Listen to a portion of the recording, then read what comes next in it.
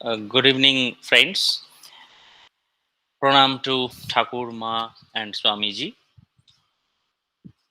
Hope all of you are doing well. You know that we are reading through nation building through character building every Friday evening. So, nation building through character building as visioned by Swami Vivekananda. So, let us start. We all find ourselves in the position for which we are fit. Each ball finds its own hole, and if one has some capacity above another, the world will find that out too. In this universal adjusting that goes on, so it is no use to grumble. There may be a rich man who is wicked, yet there must be in that man certain qualities that made him rich. And if any other man has the same qualities, he will also become rich. What is the use of fighting and complaining? That will not help us to better things. He who grumbles at the little thing that has fallen to his lot to do will grumble at everything.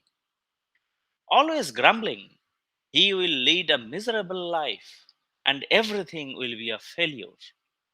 But that man who does his duty as he goes, putting his shoulder to the wheel, will see the light, and higher duties will fall to his share.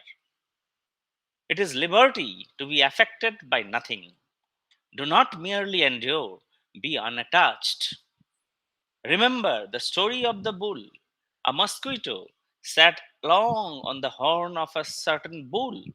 Then his conscience troubled him, and he said, Mr. Bull, I have been sitting here a long time. Perhaps I annoy you. I'm sorry, I'll go away. But the bull replied, Oh no, not at all. Bring your whole family and live on my horn. What can you do to me? We worship neither pain nor pleasure. We seek through either to come at that which transcends them both. There are two sorts of persons in the world. The one, strong nerved, quiet, yielding to nature, not given too much imagination, yet good, kind, sweet, etc. For such is the world. They alone are born to be happy. There are others again with high strung nerves, tremendously imaginative, with intense feeling, always going high one moment and coming down the next moment. For them, there is no happiness. The first class will have almost an even tenor of happiness. The last will have to run between ecstasy and misery. But of these alone, that which we call geniusness are made. There is some truth in the recent theory that genius is a sort madness. Now, persons of this class, if they want to be great, they must fight to finish. Clear out the deck for battle. No encumbrance, no marriage, no children, no undue attachment to anything except the one idea, and live and die for that. I am a person of this sort. This is the one central idea in the Gita. Work incessantly, but be not attached to it. Samaskara can be translated very nearly by inherent tendency, using the simile of a lake for the mind. Every ripple, every wave that rises in the mind when it subsides does not die out entirely, but leaves a mark and a future possibility of that wave coming out again. This mark, with possibility of wave reappearing, is what is called samaskara. Every work that we do, every movement of the body, every thought that we think leaves such an impression on the mind stuff. And even when such impressions are not obvious on the surface, they are sufficiently strong to walk beneath the surface subconsciously. What we are every moment is determined by the sum total of these impressions on the mind. What I am just at this moment is the effect of the sum total of all the impressions of my past life. This is really what is meant by character. Each man's character is determined by the sum total of these impressions. If good impressions prevail, the character becomes good. If bad, it becomes bad. If a man continuously hears bad words, thinks bad thoughts, does bad actions, his mind will be full of bad impressions, and they will influence his thought and work without his being conscious about the fact. In fact, these bad impressions are always working, and their resultant must be evil, and that man will be a bad man. He cannot help it. The sum total of these impressions in him will create the strong motive power for doing bad actions.